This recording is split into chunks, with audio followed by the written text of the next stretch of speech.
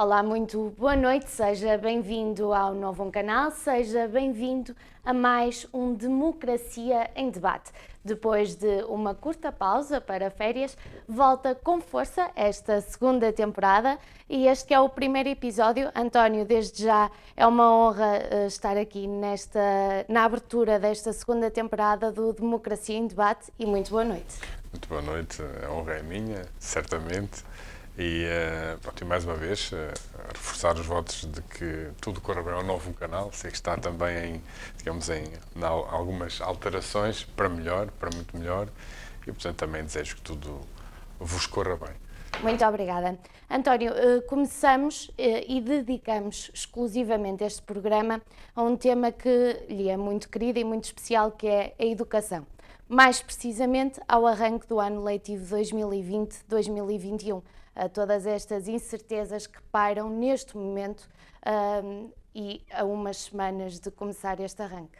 Exatamente, portanto, a fase do arranque de um ano letivo é sempre crítica, no bom sentido, quer para os diretores, quer para os professores, toda a comunidade educativa, os pais, alunos, etc. E este ano, obviamente, que vamos ter um arranque de ano diferente, noutras condições, por via da Covid-19. Portanto,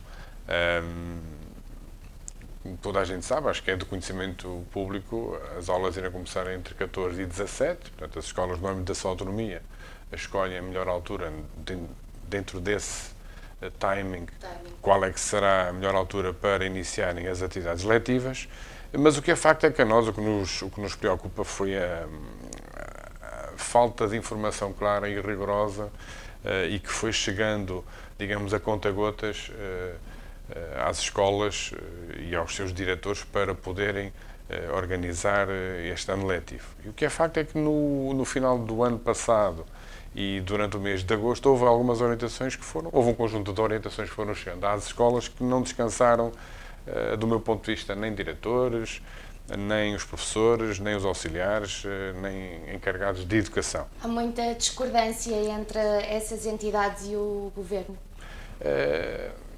E a Direção-Geral de Saúde?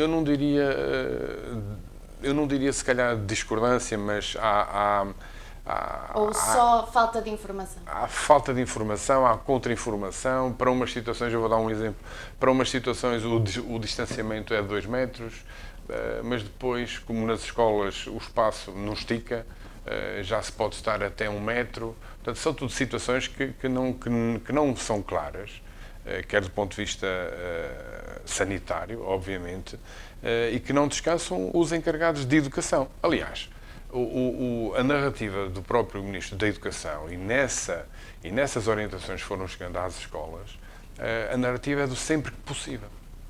É o sempre que possível. Nós, no Parlamento, no final da sessão legislativa anterior, que acabou em julho, perguntamos em sede de comissão ao Sr. Ministro porque é que, logo nessa altura, nessas orientações, porque é que não se preconizava um plano B, ou seja, uma alternativa. O Governo apostou sempre, fundamentalmente, num cenário, que é o das aulas presenciais. Contra isso não temos nada, obviamente. O que é desejável é que os alunos, efetivamente, estejam o maior tempo possível na escola para que possam fazer as suas aprendizagens, socializarem, porque os pais também têm as suas vidas fora das suas casas, os seus empregos, etc. Mas o que é facto é que nós, nessa altura, questionamos porque é que não se... Aliás, o Governo estabeleceu 3 cenários. Muita força, muita incidência no cenário das aulas presenciais, num outro cenário que seria o cenário misto e depois num outro cenário que ninguém deseja, que é o cenário das escolas fecharem. Portanto, eu não acredito que haja escolas, até pelas orientações que chegaram há pouquíssimo tempo, uma escola só encerrará em caso de haver muitos casos. Muitos casos. Embora possam haver turmas que, havendo 2 casos, possam ser, digamos, essa turma ou essas turmas possam entrar em quarentena. Sim. Agora, nós percebemos porque é que o Governo fez este forcing para que as aulas fossem exclusivamente e essencialmente presenciais. Porquê? Porque, conforme as escolas estavam em março e em abril, no que diz respeito aos recursos necessários para se fazer ensino à distância, e não estou a dizer com isto que fosse o ensino à distância na totalidade, mas que fosse um sistema misto, de acordo com aquilo que as escolas tivessem como recursos, quer em termos de espaço.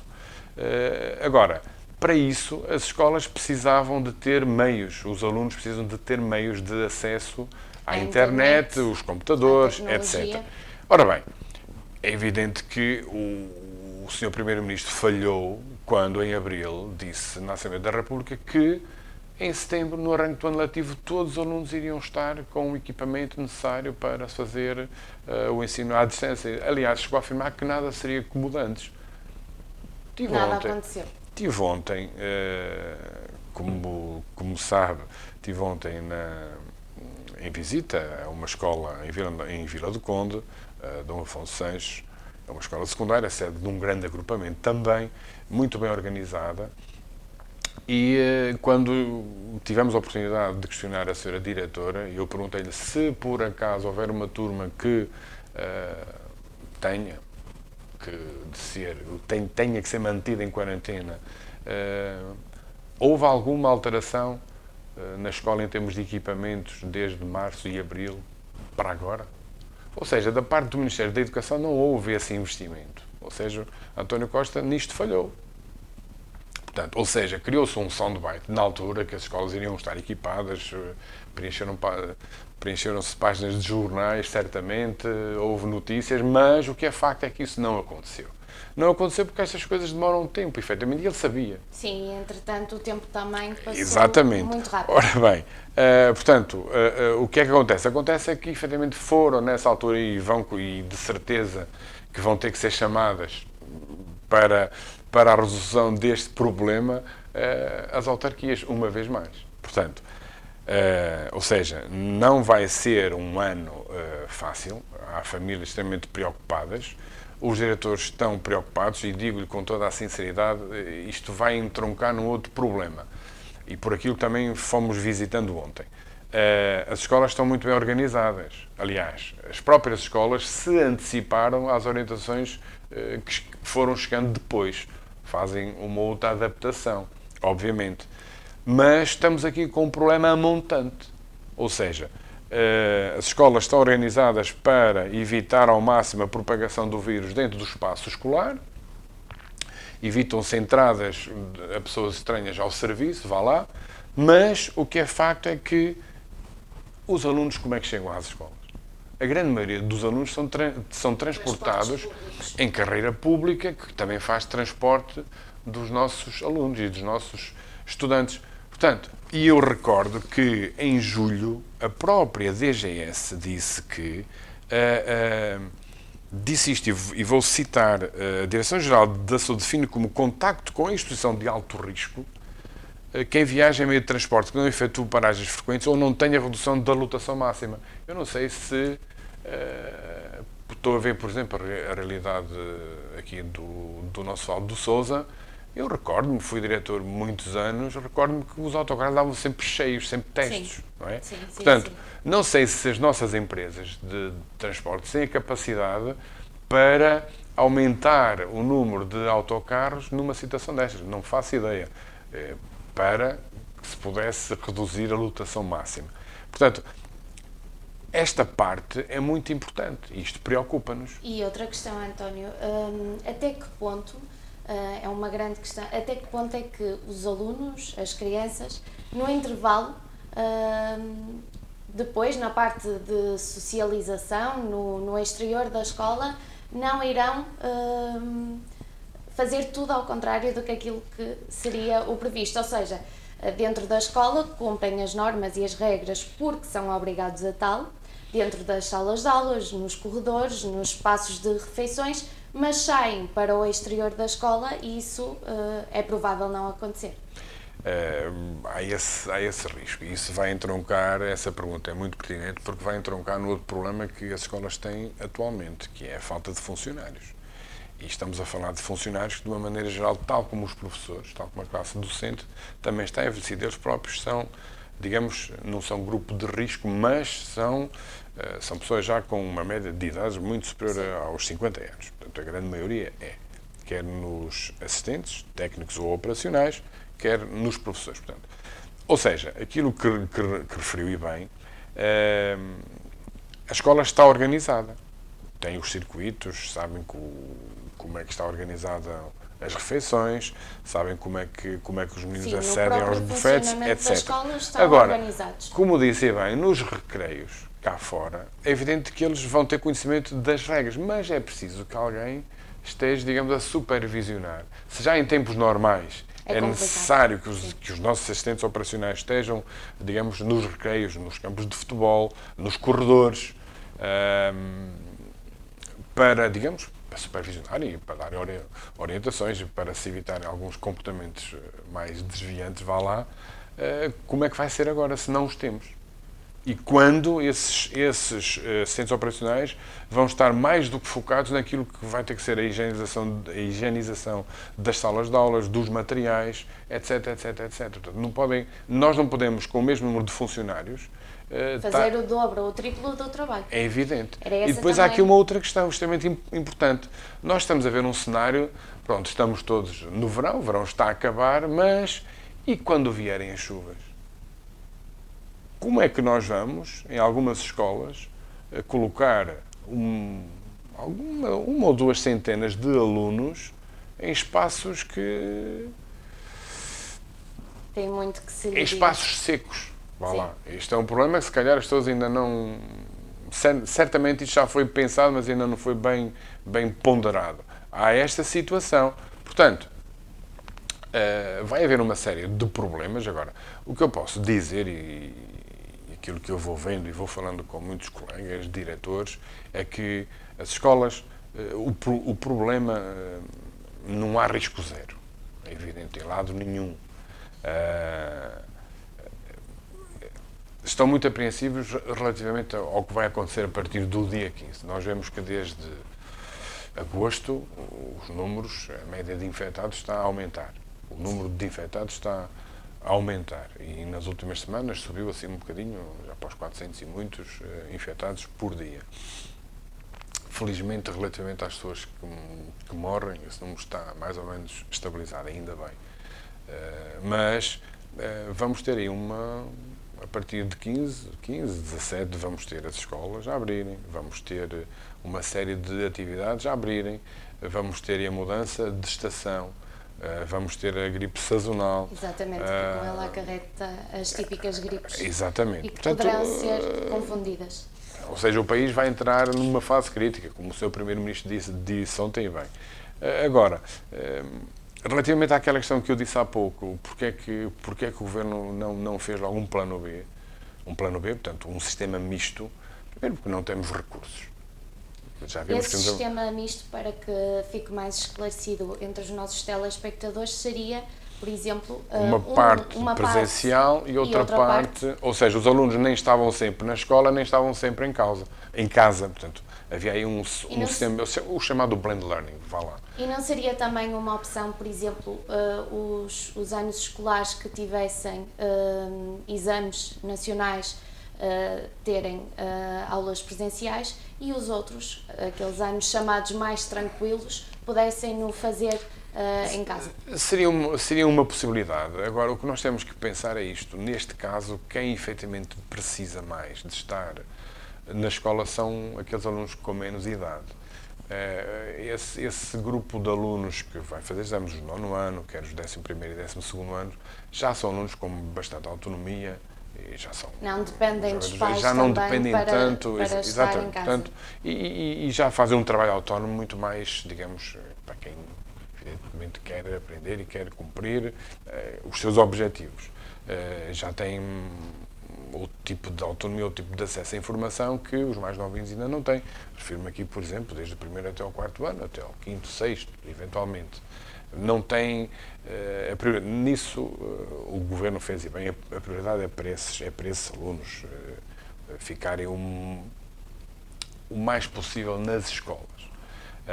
E, portanto, acho que... Agora, relativamente à organização, é evidente que as escolas estão organizadas, fizeram horários desencontrados, alargaram horários, há uma série de alterações que isso vai ter impacto naquilo que é, digamos, a normalidade daquilo que era o que se passava. Os alunos entravam às 8h30 ou às 8h20 e saíam às 6h30, estavam em casa. Pode não ser assim este ano.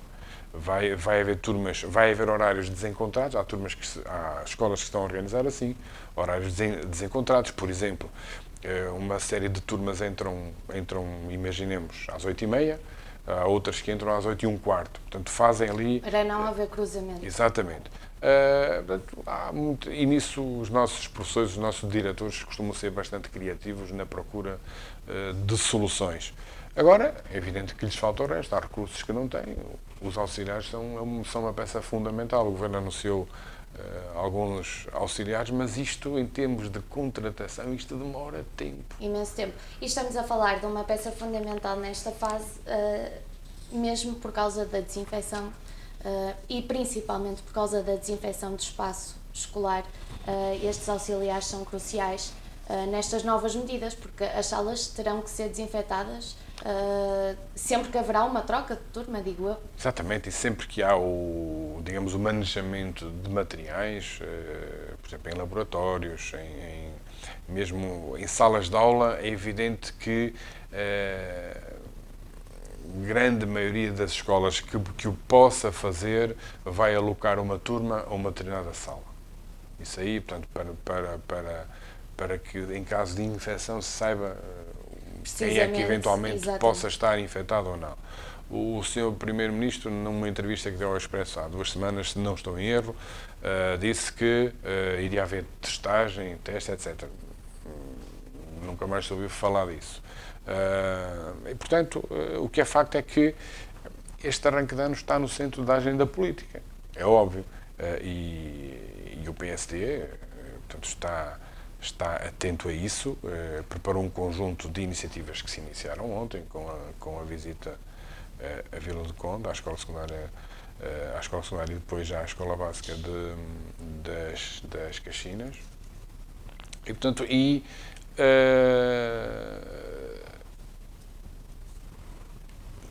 amanhã, quarta-feira, vamos ter uma série de reuniões online, portanto, na Assembleia da República, por videoconferência. Vamos falar também, a propósito deste arranque do ano, queremos ouvir as entidades que têm, digamos que, responsabilidades, nomeadamente a Confap, com o Dr. Jorge Ascensão.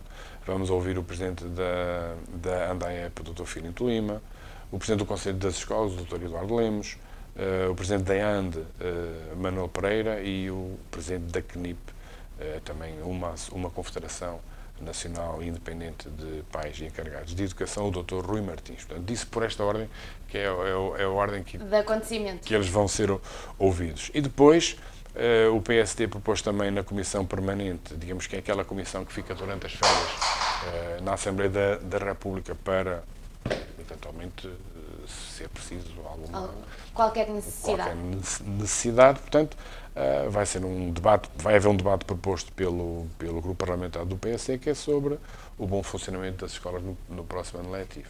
Portanto, vamos ter uma agenda cheia. E depois foi também lançado um repto aos nossos deputados a nível nacional para que no dia 14 e 15 possam eles próprios, nos seus círculos eleitorais, fazerem visita a uma ou 2 escolas, também para ouvirem. Sim, porque essa parte é muito importante, é ouvir as entidades e as pessoas que estão afetas à parte escolar, para poder assim também perceber quais são as preocupações e por aí também tomar medidas. Exatamente. O nosso trabalho só faz sentido se andarmos no terreno. E andar no terreno é ir às instituições, é ouvir as pessoas e para podermos transportar para a Assembleia da República essas preocupações e encontrarmos aquilo que a nível legislativo é possível solucionar. Portanto, a nossa função é essa.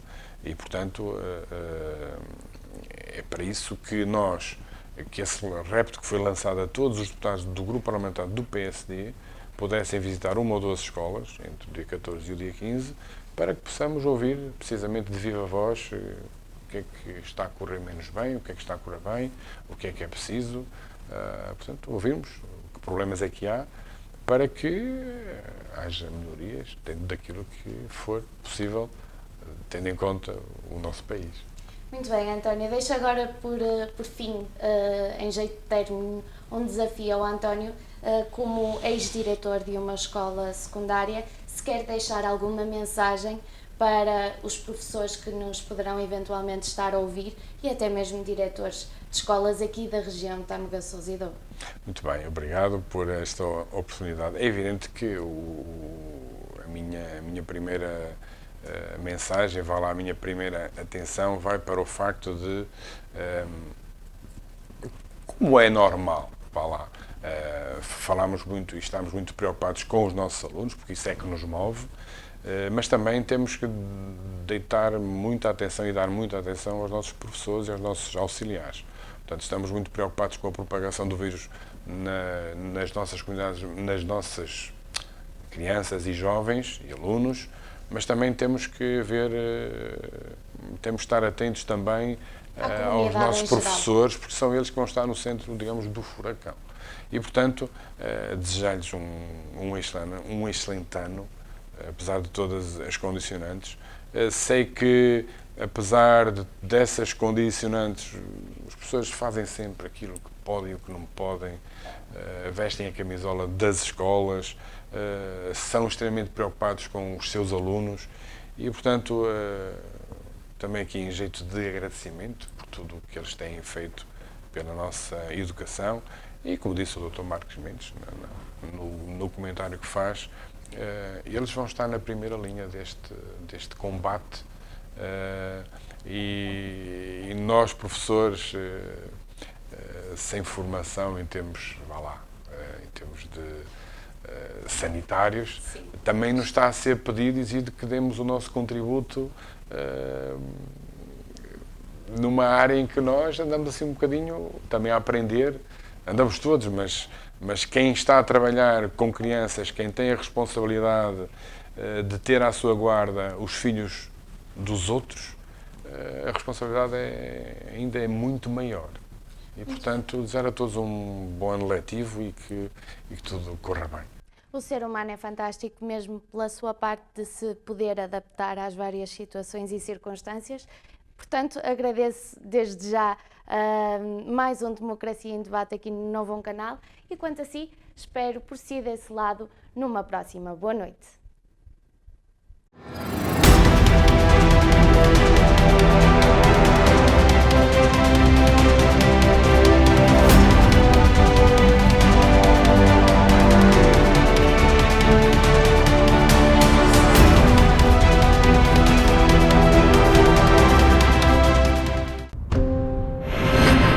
Novo Canal. Sempre novo, sempre seu.